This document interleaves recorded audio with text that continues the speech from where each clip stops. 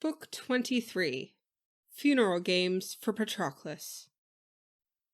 So they grieved at Troy, while Achilles' troops pulled back. Once they reached the warships moored at the Hellespont, the contingent scattered, each man to his own ship. But Achilles still would not dismiss his myrmidons. He gave his battle-loving comrades strict commands. Charioteers in fast formation, friends to the death. We must not loose our teams from the war cars yet. All in battle order, drive them past Patroclus. A cortege will mourn the man with teams and chariots. These are the solemn honors owed the dead. And then, after we've eased our hearts with tears and dirge, we free the teams and all take supper here. All as one, the armies cried out in sorrow, and Achilles led the chant. 3 times they drove their full-maned stallions round the body, Myrmidon soldiers mourning, and among them Thetis stirred a deep desire to grieve. And the sands grew wet. The armor of fighting men grew wet with tears, such bitter longing he roused. Patroclus, that terror who routed Trojans headlong. Achilles led them now in a throbbing chant of sorrow, laying his man-killing hands on his great friend's chest. Farewell, Patroclus, even there in the house of death. Look, all that I promised once I am performing now. I've dragged Hector here for the dogs to rip him raw, and here, in front of your flaming pyre, I'll cut the throats of a dozen sons of Troy in all their shining glory, venting my rage on them for your destruction. So he triumphed, and again he was bent on outrage, on shaming noble Hector. He flung him face down in the dust beside Patroclus's bier, and down to the last unit all eased off their armor, fine burnished bronze, and released their neighing teams and took their seats by the swift runner Achilles' ship, Myrmidons in their thousands, and he set before them all a handsome funeral feast to meet their heart's desire.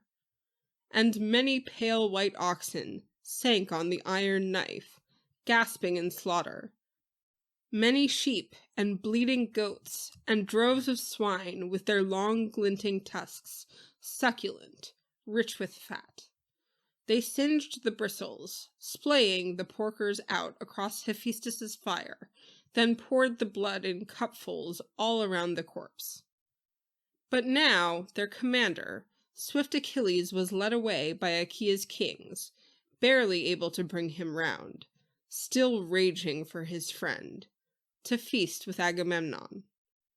As soon as the party reached the warlords' tents, they ordered the clear-voiced heralds straightway to set a large 3-legged cauldron over the fire, still in hopes of inducing Peleus's royal son to wash the clotted bloodstains from his body.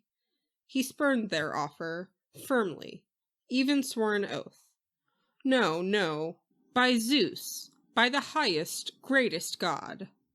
It's sacrilege for a single drop to touch my head, till I place Patroclus on his pyre, and heap his mound, and cut my hair for him. For a second grief this harsh will never touch my heart, while I am still among the living. But now, let us consent to the feasting that I loathe. And at daybreak, Marshal Agamemnon, rouse your troops to fell and haul in timber, and furnish all that's fitting, all the dead man needs for his journey down the western dark. Then, by heaven, the tireless fire can strike his corpse, the sooner to burn Patroclus from our sight, and the men turn back to battles they must wage. So he insisted. They hung on his words, complied, rushed to prepare the meal, and each man feasted well, and no man's hunger lacked a share of the banquet. When they had put aside desire for food and drink, each went his way and slept in his own shelter. But along the shore, as battle lines of breakers crashed and dragged, Achilles lay down now, groaning deep from the heart, near his Myrmidon force, but alone on open ground, where over and over rollers washed along the shore. No sooner had sleep caught him, dissolving all his grief as mists of refreshing slumber poured around him there. His powerful frame was bone-weary from charging Hector straight and hard to the walls of windswept Troy. Then the ghost of stricken Patroclus drifted up. He was like the man to the life, every feature, the same tall build, and the fine eyes and voice, and the very robes that used to clothe his body. Hovering at his head, the phantom rose and spoke. "Sleeping Achilles, you've forgotten me, my friend. You never neglected me in life, only now in death. Bury me quickly. Let me pass the gates of Hades. They hold me off at a distance, all the souls, the shades of the burnt-out, breathless dead, never to let me cross the river, mingle with them. They leave me to wander up and down, abandoned, lost, at the house of death with the all-embracing gates. Oh, give me your hand, I beg you with my tears. Never, never again shall I return from Hades, once you have given me the soothing rites of fire. Never again will you and I, alive and breathing, huddle side by side, apart from loyal comrades, making plans together. Never. Grim death, that death assigned from the day that I was born, has spread its hateful jaws to take me down. And you too, your fate awaits you too, godlike as you are, Achilles, to die in battle beneath the proud rich Trojans' walls. But one thing more, a last request, grant it, please. Never bury my bones apart from yours, Achilles. Let them lie together, just as we grew up together in your house, after Menetius brought me there from Opois, and only a boy, but banished for bloody murder the day I killed Amphidamas's son.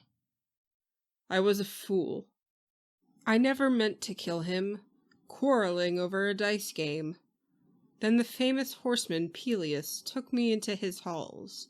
He reared me with kindness, appointed me your aid. So now let a single urn, the gold two-handled urn your noble mother gave you, hold our bones together." And the swift runner Achilles reassured him warmly.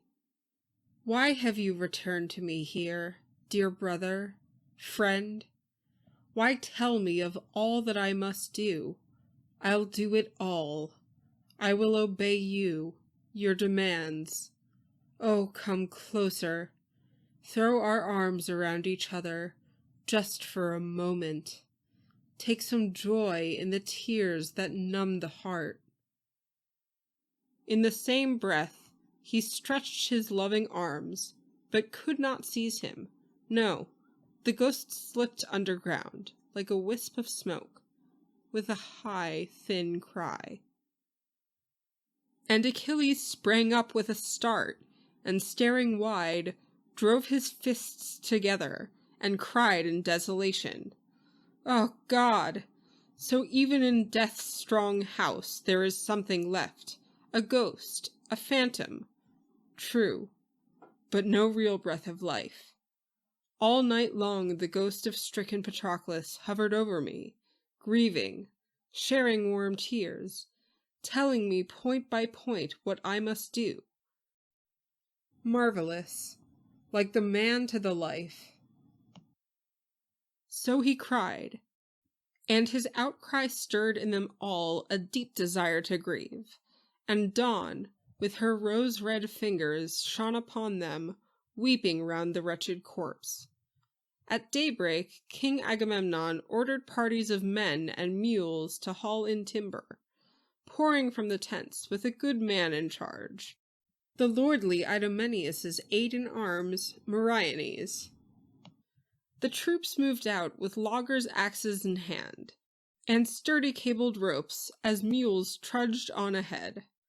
Uphill, downhill, criss-cross, zigzag, on they tramped, and once they reached the slopes of Ida with all her springs, quickly pitching themselves at towering leaf-crowned oaks, they put their backs into strokes of the whetted bronze axes, and huge trunks came crashing down. They split them apart, lashed the logs to the mules, and their hoofs tore up the earth, dragging them down to level ground through dense brush. And all the woodcutters hoisted logs themselves, by command of Idomeneus's good aid Meriones, and they heaved them down in rows along the beach. At the site Achilles chose to build an immense mound for Patroclus and himself. With boundless timber piled on all sides of the place, down they sat, waiting, massed. And at once Achilles called his Myrmidons keen for battle. "Belt yourselves in bronze, each driver yoke his team, chariots harnessed." Up they rose, and strapped on armor, and swung aboard the war cars, drivers, fighters beside them. And the horse moved out in front. Behind came clouds of infantry, men by thousands, and in their midst his comrades bore Patroclus. They covered his whole body deep with locks of hair they cut and cast upon him, and just behind them brilliant Achilles held the head, in tears. This was his steadfast friend, whom he escorted down to the house of death. When they reached the site Achilles had pointed out, they laid Patroclus down, and swiftly built his body a fitting height of timber. And now the great runner remembered one more duty.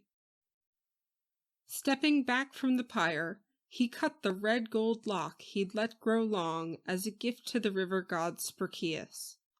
Scanning the wine-dark sea, he prayed in anguish.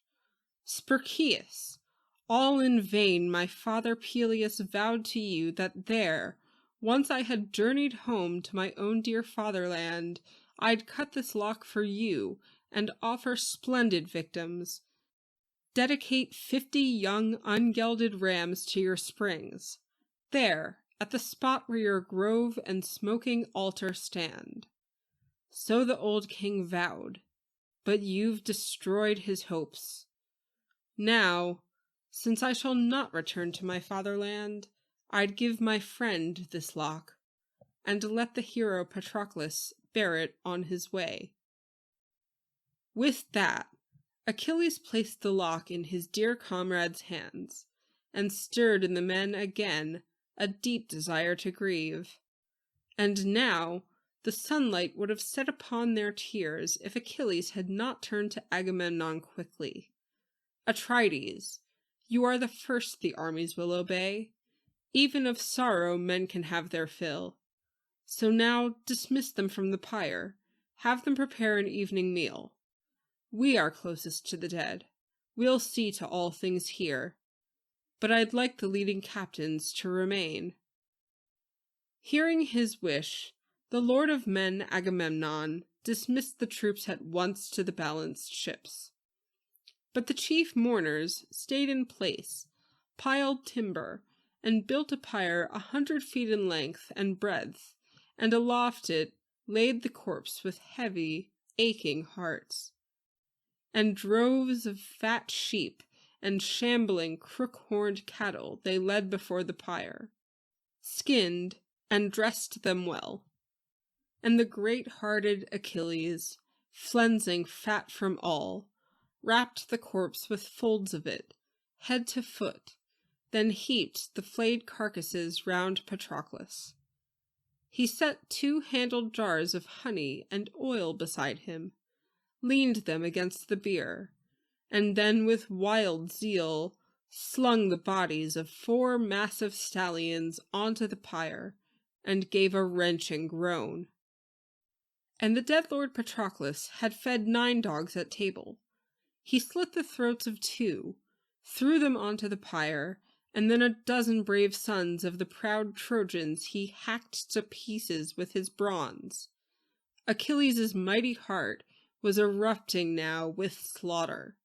He loosed the iron rage of fire to consume them all, and cried out, calling his dear friend by name. "Farewell, Patroclus, even there in the house of death. All that I promised once I have performed at last. Here are 12 brave sons of the proud Trojans. All, the fire that feeds on you devours them all, but not Hector, the royal son of Priam. Hector I will never give to the hungry flames. Wild dogs will bolt his flesh." So he threatened, but the dogs were not about to feed on Hector. Aphrodite, daughter of Zeus, beat off the packs, day and night, anointing Hector's body with oil, ambrosial oil of roses, so Achilles could not rip the prince's skin as he dragged him back and forth. And round him, Phoebus Apollo brought a dark cloud down from high sky to the plain, to shroud the entire space where Hector's body lay, before the sun's white fury could sear away his flesh, his limbs, and sinews. But the pyre of dead Patroclus was not burning, and the swift runner Achilles thought of what to do. Stepping back from the pyre, he prayed to the 2 winds, Zephyr and Boreas, west and north, promised splendid victims, and pouring generous brimming cups from a golden goblet, begged them to come, so the wood might burst in flame, and the dead burn down to ash with all good speed. And Iris, hearing his prayers, rushed the message on to the winds, that gathered now in stormy Zephyr's halls, to share his brawling banquet. Iris swept to a stop, and once they saw her poised at the stone threshold, all sprang up. Each urged her to sit beside him, but she refused, pressing on with her message. "No time for sitting now. No, I must return to the ocean's running stream, the Ethiopians' land. They are making a splendid sacrifice to the gods. I must not miss my share of the sacred feast. But I bring Achilles' prayers. He begs you to come at once, Boreas, blustering Zephyr. He promises splendid victims. Come with a strong blast, and light the pyre where Patroclus lies in state, and all the Argive armies mourn around him." Message delivered, off she sped as the winds rose with a superhuman roar, stampeding clouds before them. Suddenly reaching the open sea in gale force, whipping whitecaps under a shrilling killer squall, they raised the good rich soil of Troy and struck the pyre, and a huge, inhuman blaze went howling up the skies. All night long they hurled the flames, mast on the pyre, blast on screaming blast, and all night long the swift Achilles, lifting a 2-handled cup, dipped wine from a golden bowl and poured it down on the ground and drenched the earth, calling out to the ghost of stricken, gaunt Patroclus. As a father weeps when he burns his son's bones, dead on his wedding day, and his death has plunged his parents in despair, so Achilles wept as he burned his dear friend's bones, dragging himself around the pyre, choked with sobs. At that hour the morning star comes rising up to herald a new day on earth, and riding in its wake the dawn flings out her golden robe across the sea. The funeral fires sank low, the flames died down, and the winds swung round and headed home again, over the Thracian sea, and the heaving swells moaned, and at last Achilles, turning away from the corpse fire, sank down exhausted. Sweet sleep overwhelmed him. But Agamemnon's followers grouped together now, and as they approached Achilles, the din and trampling of their feet awoke him. He sat up with a start and made his wishes known. Atrides, chiefs of Achaea's united forces, first put out the fires with glistening wine, wherever the flames still burn in all their fury. Then let us collect the bones of Menoetius' son Patroclus. Pick them out with care, but they cannot be mistaken. He lay amidst the pyre, apart from all the others burned at the edge, the ruck of men and horses. Then let us place his bones in a golden urn, sealed tight and dry with a double fold of fat, till I myself lie hid in the strong house of death. For his barrow, build him nothing large, I ask you, something right for the moment, and then later Achaeans can work to make it broad and lofty, all who survive me here, alive in the benched ships when I am gone. And the men obeyed the swift runner's orders. They first put out the fires with glistening wine, far as the flames had spread and the ashes bedded deep. In tears they gathered their gentle comrades' white bones, all in a golden urn, sealed with a double fold of fat, and stowed the urn in his shelter, covered well with a light linen shroud, then laid his barrow out. Around the pyre they planted a ring of stone revetments, piled the loose earth high in a mound above the ring, and once they'd heaped the barrow turned to leave. But Achilles held the armies on the spot. He had them sit in a great and growing circle, now for funeral games, and brought from his ships the trophies for the contests, cauldrons and tripods, stallions, mules and cattle with massive heads, women, sashed and lovely, and gleaming gray iron. First, for the fastest charioteers, he set out glittering prizes. A woman to lead away, flawless, skilled in crafts, and a 2-eared tripod, 22 measures deep. All that for the first prize. Then, for the runner-up, he brought forth a mare, unbroken, 6 years old, with a mule foal in her womb. For the third, he produced a fine 4-measure cauldron, never scorched by flames, its sheen as bright as new. For the fourth, he set out 2 gold bars. For the fifth, untouched by fire as well, a good 2-handled jar. And he rose up tall, and challenged all the Argives. Atrides, Achaeans at arms, let the games begin. The trophies lie afield. They await the charioteers.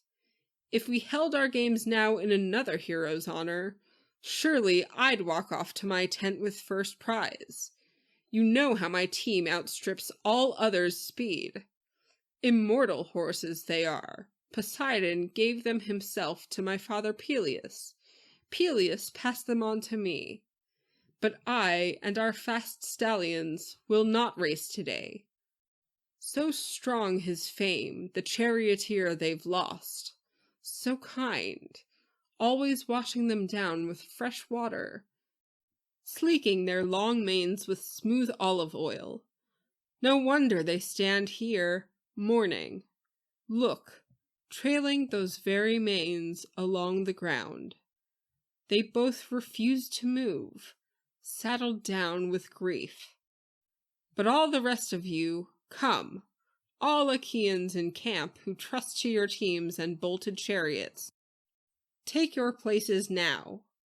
Achilles' call rang out, and it brought the fastest drivers crowding forward.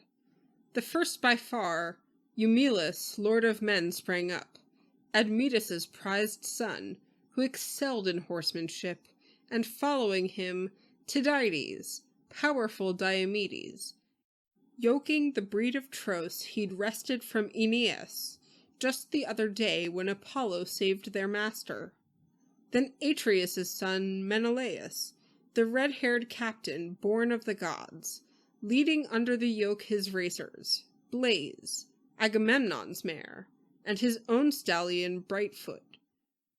Anchises' son Echepolus gave Agamemnon Blaze, a gift that bought him off from the king's armies bound for windy Troy. He'd stay right where he was, a happy man, since Zeus had given him vast wealth, and he lived in style on Sicyone's broad dancing rings. His was the mare Atrides harnessed, champing for the race, and the fourth to yoke his full-maned team was Antilochus, the splendid son of Nestor, the old high-hearted king, Lord Neleus's offspring. A team of Pylian purebreds drew his chariot. His father stood at his side, lending sound advice to the boy's own good sense. "Young as you are, Antilochus, how the gods have loved you! Zeus and Poseidon taught you horsemanship, every sort, so there's no great need for me to set you straight. Well, you know how to double round the post, but you've got the slowest nags, a handicap, I'd say. Yet even if other teams are faster, look at their drivers. There's not a trick in their whips that you don't have at hand. So plan your attack, my friend, muster all your skills, or watch the prize slip by. It's skill, not brawn, that makes the finest woodsman. By skill, too, the captain holds his ship on course, scudding the wine-dark sea, though rocked by gales. By skill alone, charioteer outraces charioteer. The average driver, leaving all to team and car, recklessly makes his turn, veering left and right, his pair swerving over the course. He can't control them. But the cunning driver, even handling slower horses, always watches the post, turns it close, never loses the first chance to relax his reins and stretch his pair, but he holds them tight till then, eyes on the leader. Now the turn itself, it's clear, you cannot miss it. There's a dead tree stump standing 6 feet high. It's oak or pine, not rotted through by the rains, and it's propped by 2 white stones on either side. That's your halfway mark where the home stretch starts, and there's plenty of good smooth racing room around it. It's either the grave mound of a man dead long ago, or men who lived before us set it up as a goal. Now, in any event, swift Achilles makes it his turning post, and you must hug it close as you haul your team and chariot round, but you in your tight-strung car, you lean to the left yourself, just a bit as you whip your right-hand horse, hard, shout him on, slacken your grip, and give him rein. But make your left horse hug that post so close the hub of your well-turned wheel will almost seem to scrape the rock. Just careful not to graze it. You'll maim your team. You'll smash your car to pieces. A joy to your rivals. Rank disgrace to yourself. So keep your head, my boy. Be on the lookout. Trail the field out, but pass them all at the post. No one can catch you then or overtake you with a surge. Not if the man behind you were driving huge Orion, Adrastus's lightning stallion sired by the gods, or Laomedon's team, the greatest bred in Troy. Nestor sat down again. He'd shown his son the ropes, the last word in the master horseman's skills. Now after Meriones yoked his sleek horse's fifth, they boarded their cars and dropped lots in a helmet. Achilles shook it hard. Antilochus's lot leapt out, so he drew the inside track. Next in the draw came hardy Lord Eumelus, Atrides Menelaus, the famous spearman, next, and Meriones drew the 4th starting lane. and Tydides Diomedes drew the fifth and last, the best of them all by far at driving battle teams. All pulled up abreast, as Achilles pointed out the post, far off on the level plain, and stationed there beside it an umpire, old Lord Phoenix, his father's aide in arms, to mark the field at the turn and make a true report. Ready, whips raised high. At the signal, all together lashed their horses' backs and shouted, urging them on. They broke in a burst of speed, in no time swept the plain, leaving the ships behind, and lifting under their chests, the dust clung to the teams like clouds or swirling gales as their manes went streaming back in the gusty, tearing wind. The cars shot on, now jouncing along the earth that rears us all, now bounding clear in the air, but the drivers kept erect in the lurching cars, and the heart of each man raced, straining for victory. Each man yelled at his pair as they flew across the plain in a whirl of dust. But just out of the turn, starting the home stretch back to sunlit sea, the horses lunged. Each driver showed his form. The whole field went racing full tilt, and at once the fast mares of Eumelus surged far out in front. And after him came Diomedes' team, Tros' stallions, hardly a length behind now, closing at each stride, and at any moment it seemed they'd mount Eumelus' car, their hot breath steaming his back and broad shoulders, their heads hovering over him. Breakneck on they flew, and now he'd have passed him, or forced a dead heat, if Apollo all of a sudden, raging at Diomedes, had not knocked the shining whip from his fist. Tears of rage came streaming down his cheeks as he watched Eumelus' mares pulling farther ahead, and his team losing pace, no whip to lash them on. But Athena, missing nothing of Phoebus' foul play that robbed Diomedes, sped to the gallant captain, handed him back his whip, primed his team with power, and flying after Admetus' son in full immortal fury, the goddess smashed his yoke. His mares bolted apart, careening off the track, and his pole plowed the ground, and Eumelus hurled from the chariot, tumbling over the wheel. The skin was ripped from his elbows, mouth, and nostrils. His forehead battered in, scraped raw at the brows, tears filling his eyes. His booming voice choked. But veering round the wreck, Diomedes steered his racers shooting far ahead of the rest, leaving them in the dust as Athena fired his team and gave the man his glory. And after him came Atrides, red-haired Menelaus, next Antilochus, urging his father's horses. Drive the two of you, full stretch and fast. I don't tell you to match the leader's speed, skilled Diomedes' team. Look, Athena herself just fired their pace and gave their master glory. But catch Menelaus' pair, fast. Don't get left behind, or Blaze will shower the two of you with disgrace. Blaze is a mare. Why falling back, my brave ones? I warn you both, so help me it's the truth. No more grooming for you at Nestor's hands.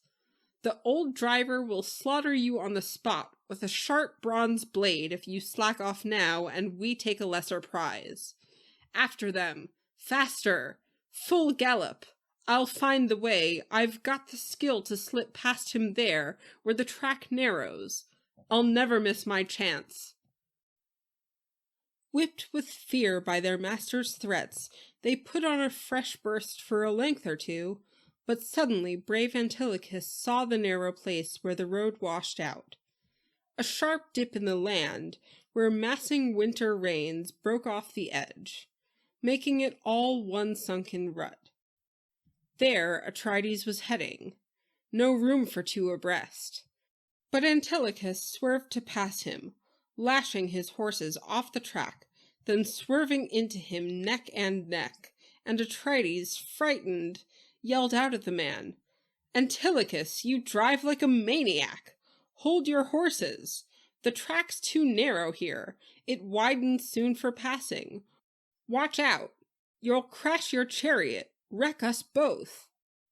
So he cried, but Antilochus drove on all the wilder, cracking his lash for more speed like a man stone deaf. As far as a full shoulder throw of a whirling discus hurled by a young contender testing out his strength.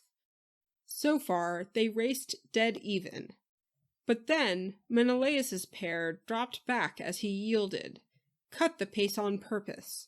He feared the massive teams would collide on the track and the tight-strung cars capsize, the men themselves go sprawling into the dust, striving, wild for triumph.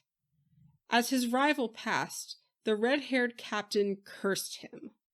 "Antilochus, no one alive more treacherous than you. Away with you, madman! Damn you! How wrong we were when we said you had good sense. You'll never take the prize unless you take the oath." Turning back to his team, calling, shouting them on. "Don't hold back. Don't stop now, galled as you are. That team in the lead will sag in the leg before you, robbed of their prime. Their racing days are done." And lashed with fear by their master's angry voice, they put on a surge, closing on them fast. And all the while, the armies tense in a broad circle watched for horses flying back on the plain in a rising whirl of dust. The first to make them out was the Cretan captain. Idomeneus sat perched on a rise outside the ring, a commanding lookout point, and hearing a driver shouting out in the distance, recognized the voice, could see a stallion too, far in the lead, unmistakable, a big chestnut beauty, all but the blaze he sported stark white on his forehead, round as a full moon. He sprang to his feet, calling down to cohorts, "Friends, lords of the Argives, oh, my captains! Am I the only one who can spot that pair, or can you see them too? Seems to me it's a new team out in front, a new driver as well, just coming into sight. The mares of Eumelus must have come to grief somewhere downfield. They led on the way out. I saw them heading first for the turn, by God, but I can't find them now, anywhere, hard as I look, left and right, scanning the whole Trojan plain. He lost his reins, he lost control of his horses round the post, and they failed to make the turn. That's where he got thrown, I'd say. His chariot smashed, and his horses went berserk and bolted off. Stand up, look for yourselves. I can't make them out, not for certain, no. But the leader seems to me an Aetolian man by birth. He's king of the Argives, horse-breaking Tydeus' son, rugged Diomedes. But quick, little Ajax rounded on him roughly. "Loose talk, Idomeneus. Why are you always sounding off? They still have a way to go out there, those racing teams. You too. You're a far cry from the youngest Argive here, nor are the eyes in your head our sharpest scouts, but you're always blustering, you foul-mouthed. Why must we have you blurting out this way in the face of keener men? Those mares in front are the same that led before. They're Eumelus' mares. Look, and there's Eumelus now, astride his chariot, gripping the reins himself." But the Cretan captain burst back in answer. "Ajax, champion wrangler in all the ranks. Stupid, too. First and last the worst man in the Argive armies. Stubborn, bull-necked fool. Come now, let's both put up a tripod or a cauldron, wager which horses are really out in front, and we'll make Atrides Agamemnon our referee. You'll learn, don't worry, once you pay the price.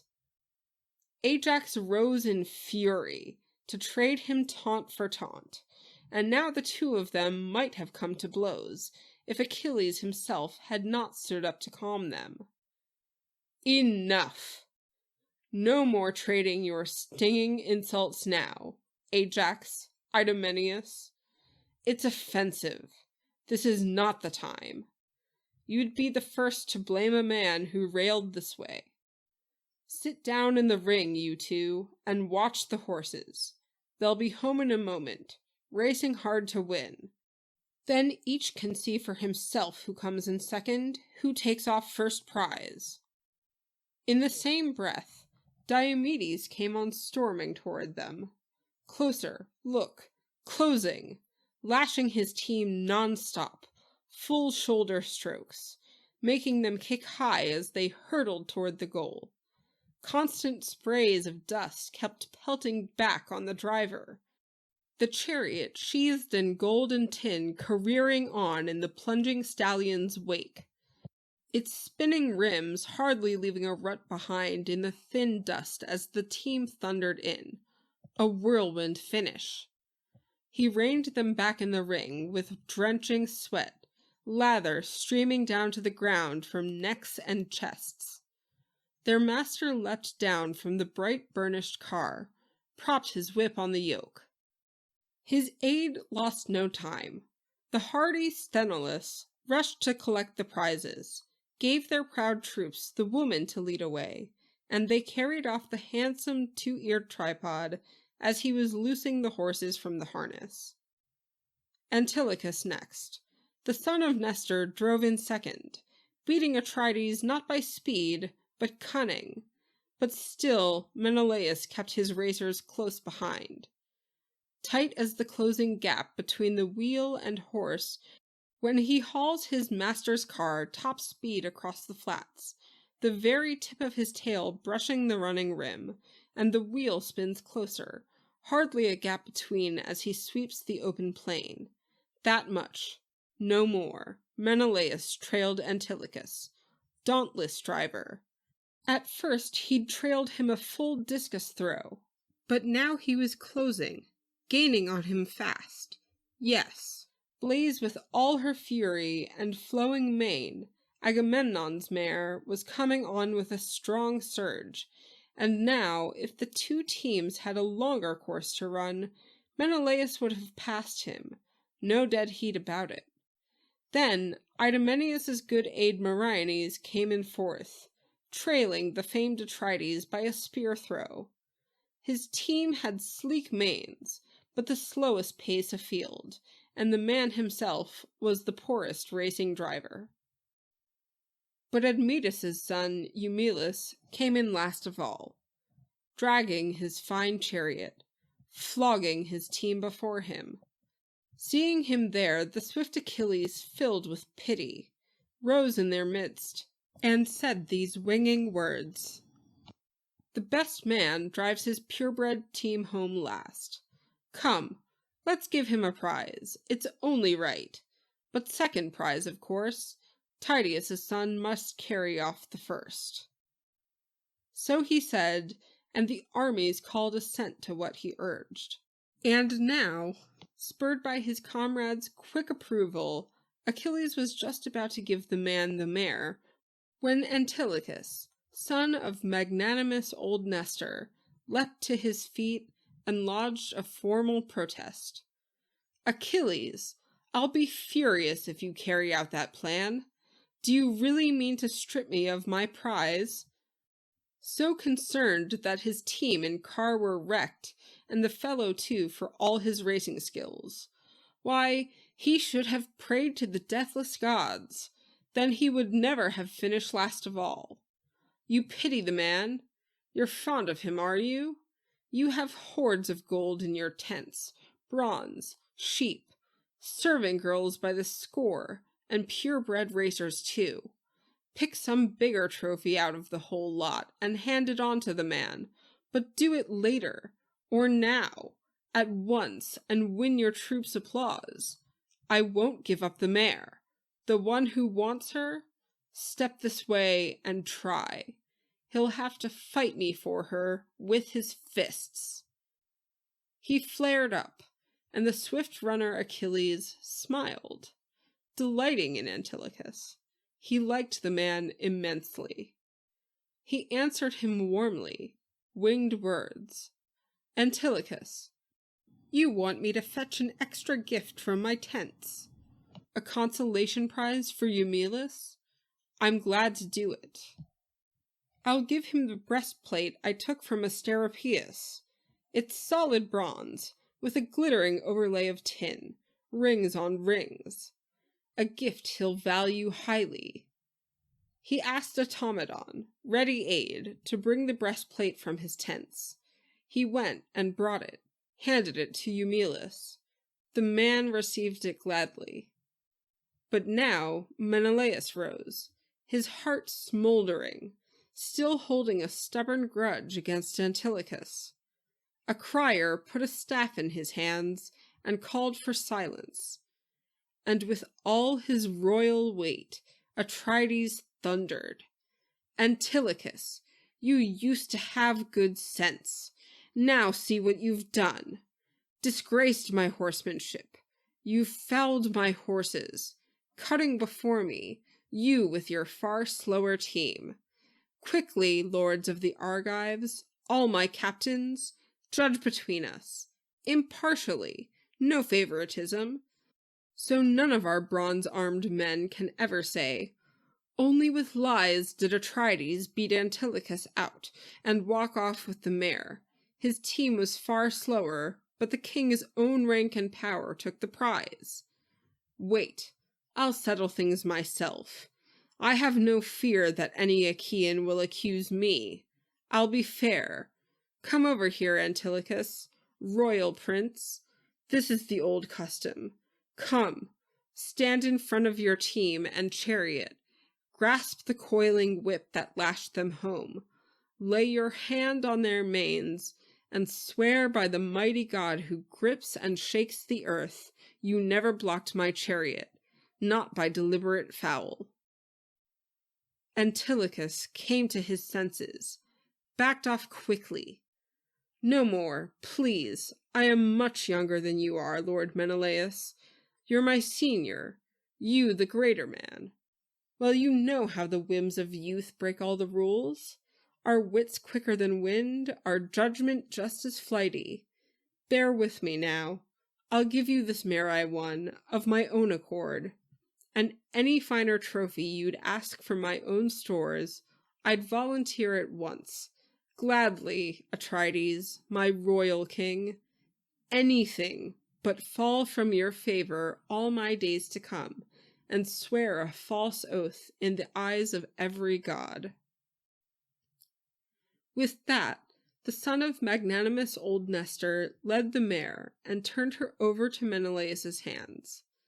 And his heart melted now, like the dew that wets the corn when the fresh stalks rise up and the ripe fields ripple. So the heart in your chest was melted now, Menelaus, and you gave your friend an answer, winged words. Antilochus, now it is my turn to yield to you, for all my mounting anger. You who were never wild or reckless in the past. It's only youth that got the better of your discretion, just this once. But the next time be more careful. Try to refrain from cheating your superiors. No other Achaean could have brought me round so soon, but seeing that you have suffered much and labored long, your noble father, your brother too, all for my sake, I'll yield to your appeal. I'll even give you the mare, though she is mine, so our people here will know the heart inside me is never rigid, unrelenting. He handed the mare back to Antilochus's man. Noemon led her off, while Atrides took instead the polished cauldron bright in all its sheen. Meriones, who had come in fourth, took fourth prize, the 2 bars of gold. That left the 5th unclaimed, the jar with double handles. Bearing it through the crowd, Achilles gave it to Nestor, standing close beside him, urging, "Here, old friend, a trophy for you too. Lay it away as a treasure. Let it remind you of the burial of Patroclus. Never again will you see him among the Argives. I give you this prize, a gift for giving's sake, for now you will never fight with fists, or wrestle, or enter the spear throw, or race on sprinting feet. The burdens of old age already weigh you down." And Achilles placed the trophy in Nestor's hands. He thrilled to have it, and spoke out winging words. "True, true, my son, all of it, right on the mark. My legs no longer firm, my friend, dead on my feet, nor do my arms go shooting from my shoulders. The stunning punch, the left and right are gone. Oh, make me young again, and the strength inside me steady as a rock. As fresh as I was that day the Epeans buried Lord Emerentius in Buprasium, and his sons held games to celebrate the king. No one could match me there, none among the Epeans, not even our own Pylians, or Rutilia's hardy men. At boxing I destroyed Clytomedes, Enop's boy, and Ceus of Pleuron wrestled against me. Down he went. Fast as Iphiclus was, I raced him to his knees. With a spear I out-hurled Phyleus, Polydorus too. Only at chariot racing the sons of Actor beat me, 2 against 1, cutting before me, hell-bent to win, for the biggest prize was left for the last event. But it took twins, one with the reins rock steady, holding them rock steady, the other lashed the team. So that's the man I was. But now's the time for the younger men to lock in rough encounters, time for me to yield to the pains of old age. But there was a day I shone among the champions. Well, you must get on with your friend's burial now. The games must go on. But I accept this gladly. My old heart rejoices. You never forget my friendship. Never miss a chance to pay me the honor I deserve among our comrades. For all that you have done for me, Achilles, may the immortals fill your cup with joy." He savored every word of Nestor's story, and Achilles made his way through crowds of troops and set out prizes next for the bruising boxing match. He fetched and tethered a heavy-duty mule in the ring, 6 years old, unbroken, the hardest kind to break, and offered the loser a cup with double handles. He rose up tall and challenged all the Argives. "Son of Atreus, all you Achaean men-at-arms, we invite 2 men, our best, to compete for these. Put up your fists, fight for what you're worth. The man that Apollo helps outlast the other, clearly witnessed here by Achaea's armies. He takes this beast of burden back to his tents, but the one he beats can have this 2-eared cup." And a powerful, huge man loomed up at once, Panopeus' son, Epeus, the famous boxing champion. He clamped a hand on the draft mule and shouted, "Step right up and get it, whoever wants that cup. This mule is mine, I tell you. No Achaean in sight will knock me out and take her. I am the greatest. So what if I'm not a world-class man of war? How can a man be first in all events? I warn you, soldiers, so help me as the truth. I'll crush you with body blows, I'll crack your ribs to splinters. You keep your family mourners near to cart you off, once my fists have worked you down to pulp." Dead silence. So the armies met his challenge.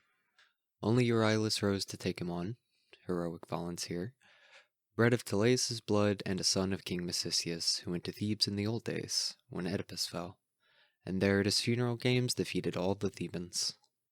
The spearman Diomedes served as the man's second, goading him on, intent to see him win. First he cinched him round with the boxer's belt, then taking rawhide thongs, cut from a field ox, wrapped his knuckles well. Both champions, belted tight, stepped into the ring, squared off at each other, and let loose, trading jabs with their clenched fists, then slugged it out. Flurries of jolting punches, terrific grinding of jaws, sweat rivering, bodies glistening.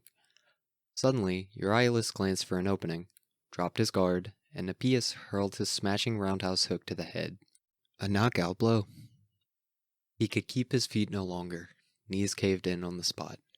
As under the ruffling north wind, a fish goes arching up and flops back down on a beach break strewn with seaweed, and a dark wave blacks him out. So he left his feet and down he went, out cold. But big-hearted Epeius hoisted him in his arms and stood him upright.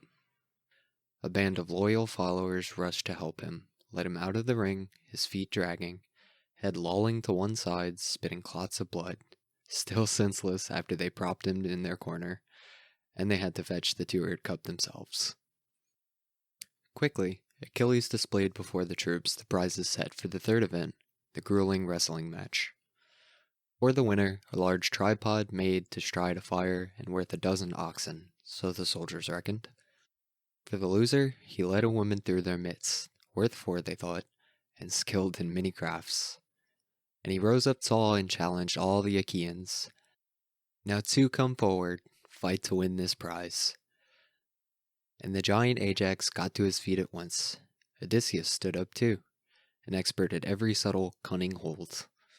Both champions, belted tight, stepped into the ring and grappling each other hard with big, burly arms, locked like rafters a master builder bolts together, slanting into a pitched roof to fight the ripping winds.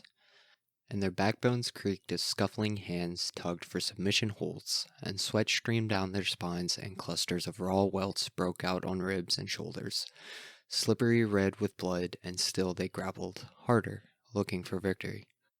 Locked for that burnished tripod. Odysseus no more able to trip and bring to ground his man than Ajax could. Odysseus's brawn held out, a stalemate. And the troops were growing bored. So at last the giant Ajax spurred his rival, grunting, "Son of Laertes, resourceful one, enough. You hoist me or I hoist you, and leave the rest to Zeus." As Ajax heaved him up, Odysseus never missed a trick. He kicked him behind the knee, clipping the hollow, cut his legs from under him, knocked him backward, pinned, as Odysseus flung himself across his chest. That roused the crowd. They leaned to look and marveled. The next throw now, long endured Odysseus' turn.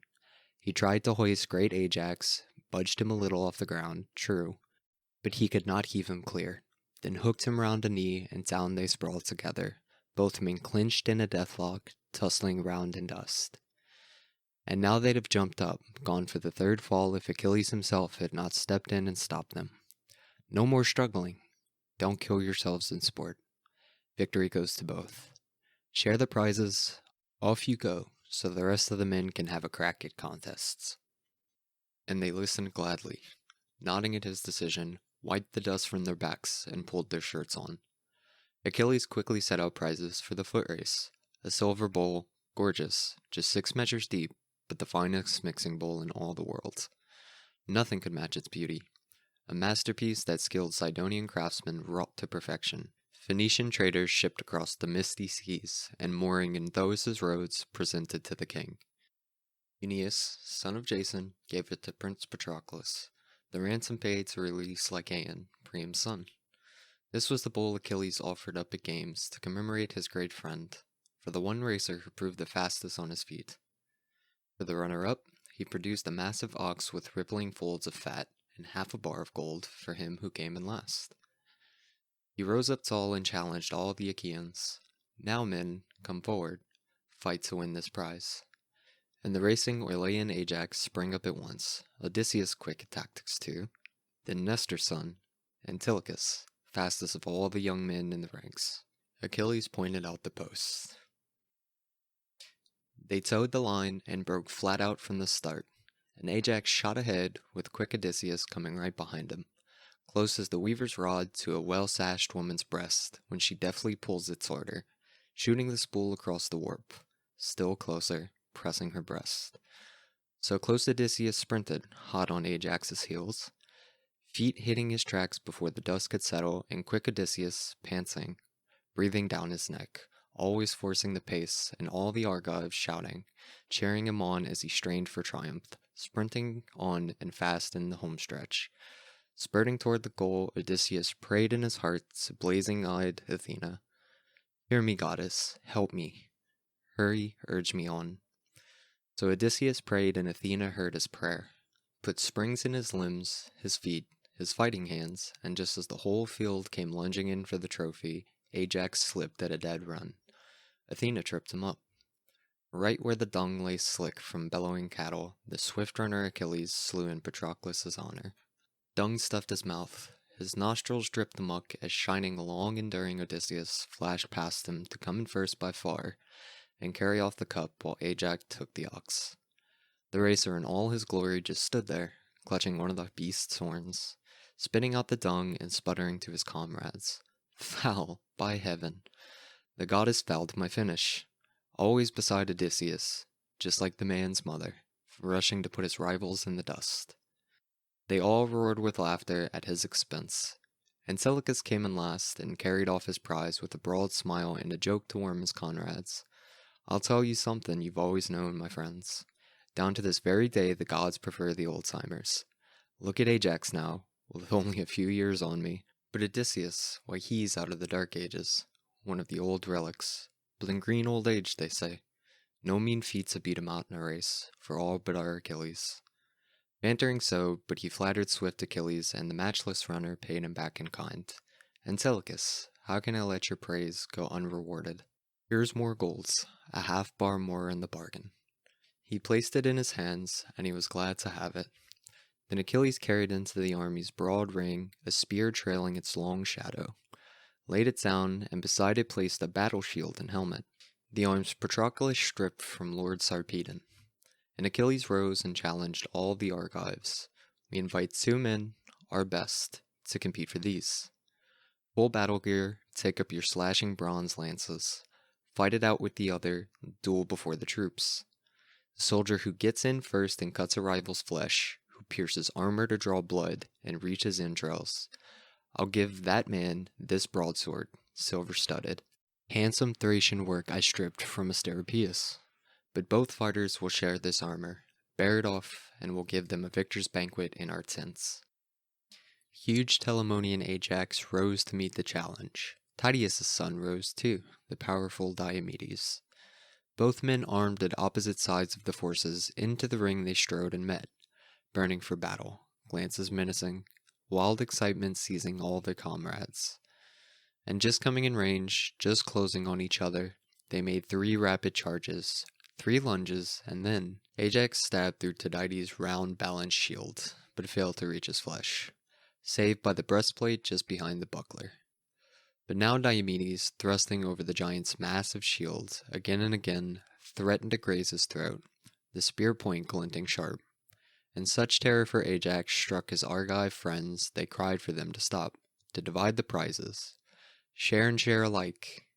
But the hero Achilles took the great longsword and gave it to Diomedes, slung in its sheath on a supple, well-cut sword strap. And now Achilles set out a lump of pig iron, the shot Aeaeon used to put with all his power before the swift runner Pelides brought him down and halted off in the ships with all his other wealth. Achilles rose up tall and challenged every Achaean. "Now, men, come forward. Compete to win this prize. An ingot big enough to keep the winner in iron for 5 wheeling years. Though his rich estates lie far away in the country, it won't be want of iron that brings his shepherd or plowman into town. He'll be well stocked at home." That was his offer. Up stood Polypoetes, always braced for battle. Leonteus flanked him, strong and tense as a god. Then Telamon's son, great Ajax, Lord Epeius too. They stood in a row. Big Epeius hefted the iron, swung and heaved it, and comrades burst out laughing. Next the veteran Leonteus gave the weight a hurl. Then Ajax came up third, and the giant flung it hard, with his rippling brawny arm to pass all other marks. But then Polypoetes braced for battle, took the weight, and as far as a seasoned herdsman flings his throwing staff, whirling in flight across his cows to keep them all in line, so far he outhurled the whole field. The armies roared, and the powerful Polypoetes' men sprang up to bear the king's trophy back to their hollow ships. Archery next, and again Achilles set out iron, dark gray trophies, 10 double-headed axes, 10 with single heads. He stepped the mast of a dark-prowed man of war, far down the beach, and tethered a fluttering dove atop the pole, its foot looped with a light cord, then challenged men to shoot and hit that mark. The man who hits the fluttering dove up there can carry the whole array of double axes home. Whoever misses the bird but still hits the cord, he's the loser, true, but he takes the single heads. Teucer, the master archer, rose to meet the challenge. Meriones joined him, Idomeneus's rough and ready aide. They dropped lots in a bronze helmet, shook it hard, and the lot fell to Teucer to shoot first. He quickly loosed an arrow, full draw force, but never swore to the archer he'd slaughter splendid victims, newborn lambs, so he'd miss the dove. Apollo grudged him that. But he hit the cord that tethered the bird's foot. The tearing arrow split the cord straight through, and the bird shot into the sky and left the tether dangling down to ground. But already clutching his shaft while Teucer aimed, Meriones leapt to snatch the bow from his hand and quickly swore to the distant deadly archer he'd slaughter splendid victims, newborn lambs. Up under the clouds he glimpsed the fluttering dove, and there as she wheeled he hit her right beneath the wing, and straight through the heart, and out the arrow passed, plunged at Meriones' foot, and stabbed the earth hard. The dove settled onto the mast of the dark prowed ship. Her neck wrenched awry, her beating wings went slack, and life-breath flew from her limbs that instant. Down she dropped, a long drop down to the ground. The armies looked on, wonder-struck, and marveled. Meriones carried off the double axes, all sin. Teucer took the singles back to his hollow ships. Finally Achilles produced a spear that trailed its long shadow, a cauldron too, untouched by fire, chased with flowers and worth an ox, and set them down in the ring. And now the spear throwers rose up to compete. Atrides, Agamemnon, lord of the far-flung kingdoms, flanked by Idomeneus's rough and ready aide Meriones, but the swift runner Achilles interceded at once. Atrides, well we know how far you excel us all. No one can match your strength at throwing spears. You are the best by far. Take first prize and return to your hollow ships, while we award this spear to the fighter Meriones, if that would please your heart. That's what I propose. And Agamemnon, the lord of men, could not resist. Achilles gave the bronze-shod spear to Meriones, and the winning hero Atrides gave his own prize to his herald Talthybius, the king's burnished trophy.